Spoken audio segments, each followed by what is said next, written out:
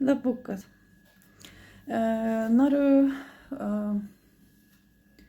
labai svarbu žinoti, kad žmonės, kurie mėgsta apkalbėti, kurie mėgsta suskaldyti bendruomenės, bažnyčias, netgi šeimas, jie netarnauja Dievui.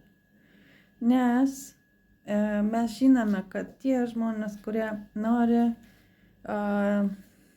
kaip sakė anksčiau romėnų imperatorius,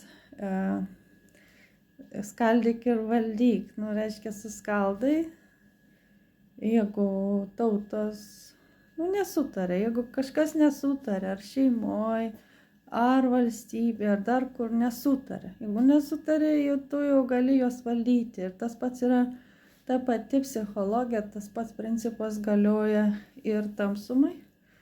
Velniai tą patį daro, jie suskaldo žmonės. Ir tas žmogus, kuris skaldo, jis netarnauja Dievui.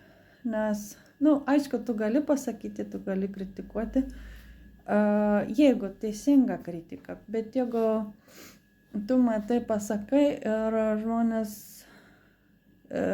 piktai reaguoja, kažkas blogai vyksta, tai reiškia, kad geriau susilaikyti nuo tokių komentarų, nes labai svarbu, kokie vaisiai, kokius tu vaisius neši.